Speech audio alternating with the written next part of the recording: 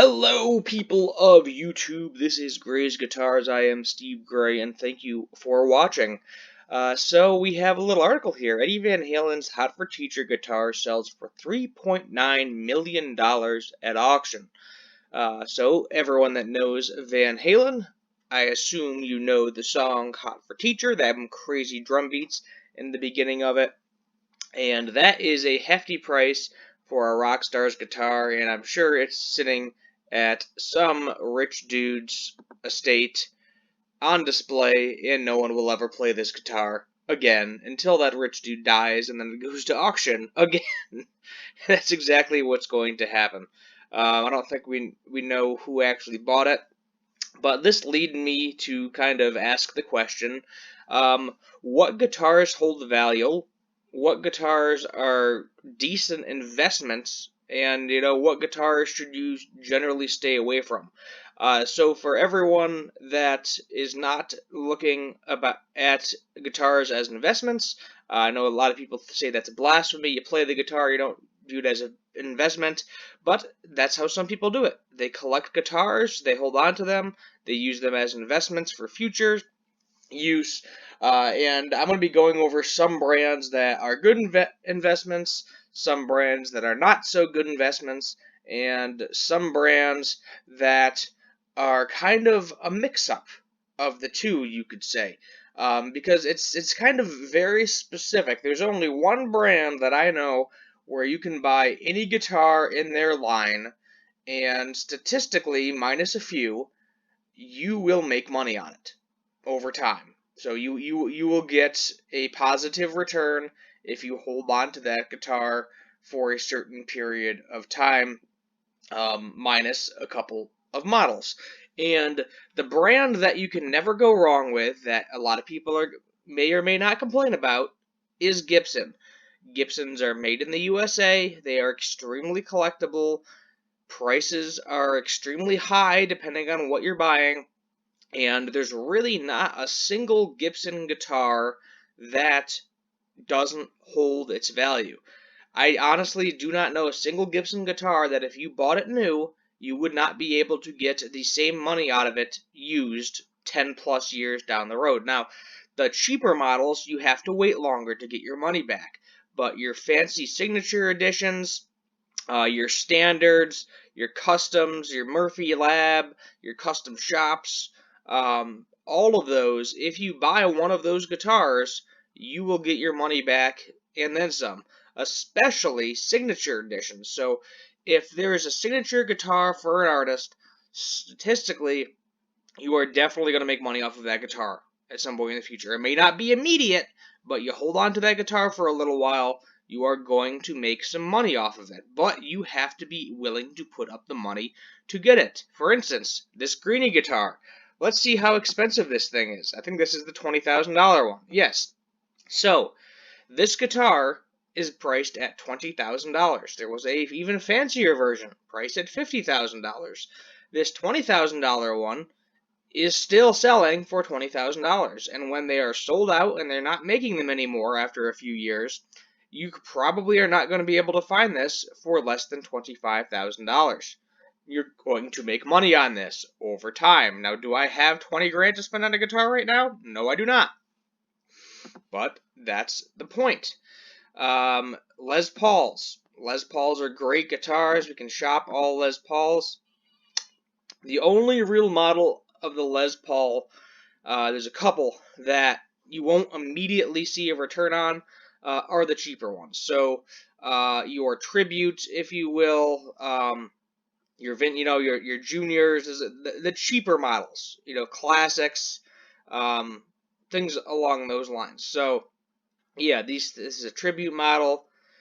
Let's see here if I can find a few for you. So like this right here, this is a Greenie Les Paul Standard for $3,200.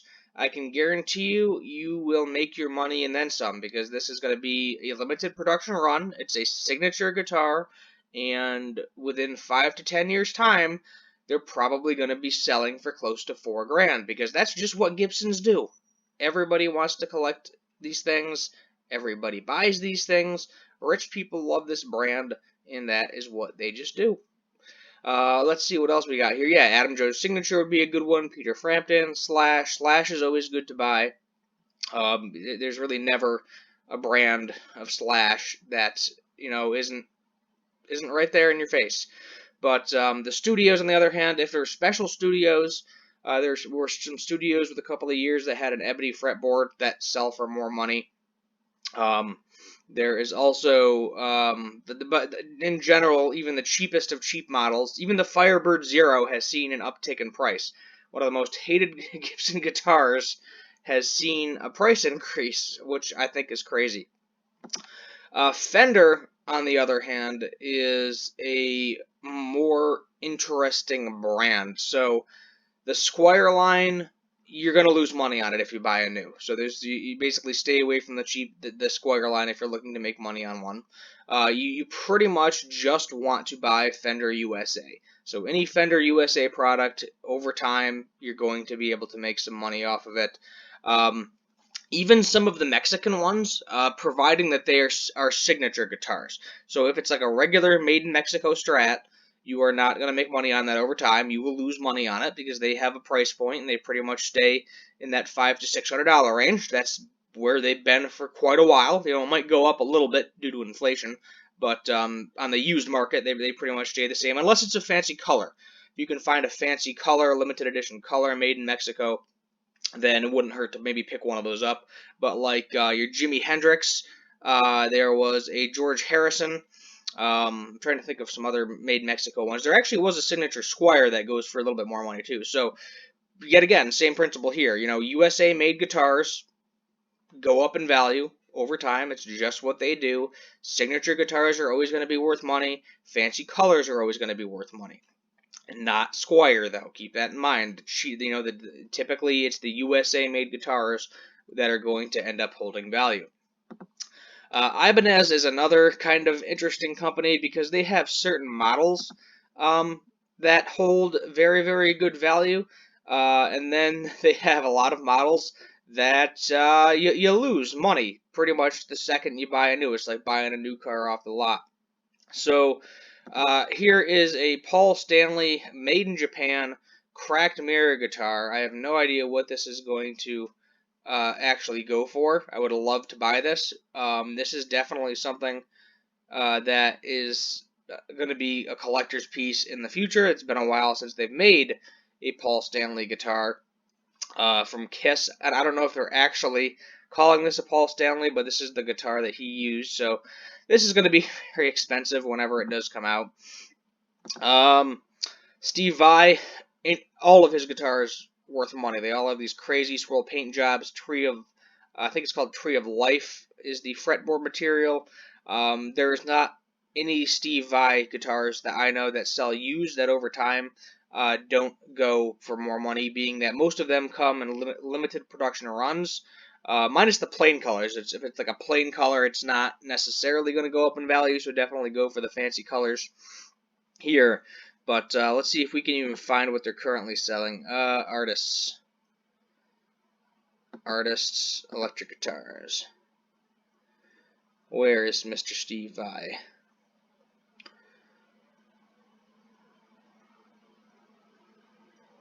There he is, Steve Vai.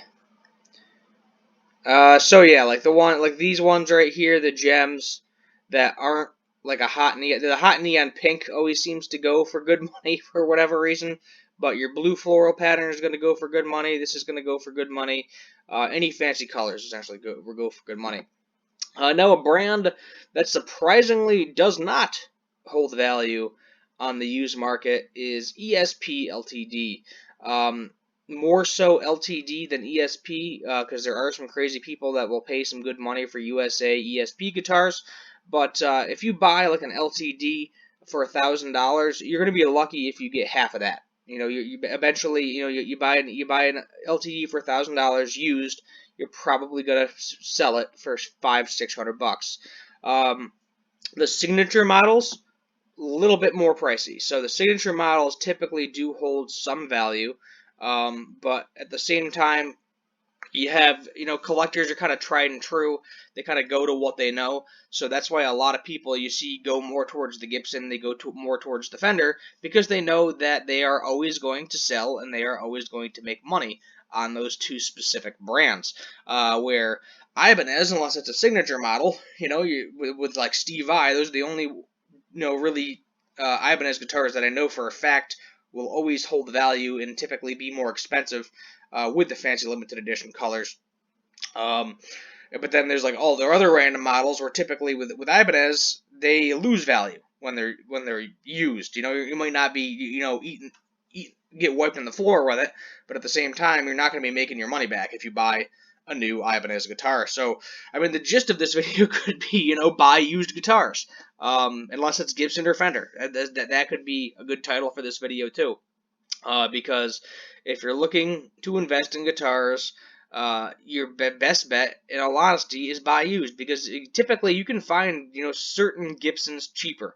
So if you can find a Gibson in the last 10 years, roughly used, it's going to be significantly cheaper than a new one. But then over time, as you hold on to that guitar longer, and especially if it's a limited edition color, and that you can't get that specific model or somebody wants that specific year, it becomes more valuable. So it is something where, for a lot of Gibson at the very least, you have to play the long game, because they'll have these cheap guitars that everybody hates, such as the Gibson Firebird Zero or the Gibson Firebird X. But over time, because you can't find these guitars or they were modded to everything, if you could find one in original spec, meaning someone did not rip out the pickups and replace them or replace the hardware, and everything's original and in good condition, over time you will get more money for it. That's just how it works with Gibson. Kind of same with Fender too. Leave it alone, especially if it's a signature model. Do not rip it apart. You will get money. And then of course, if you have big bucks and you can actually buy like famous rock star gear, or, like a Taylor Swift guitar. It doesn't even have to be a famous rock star. It can really be anybody famous that plays a guitar. Those are always going to hold value too, but that's if you have the really, really big bucks. But, yeah, I mean, there you have it. What makes guitars a good investment, I think, is what we're going to call this video, or what makes guitars valuable, something along those lines. But hit that subscribe button, turn on the notification bell, leave a like, let me know what you want to see for future guitar and music related videos. And if you have questions, about specific guitars that you want to know if will this hold value over time, you are more than welcome to put that in the comments as well. My name is Steve Gray. This is Gray's Guitars. Thank you for watching, and as always, have a good one.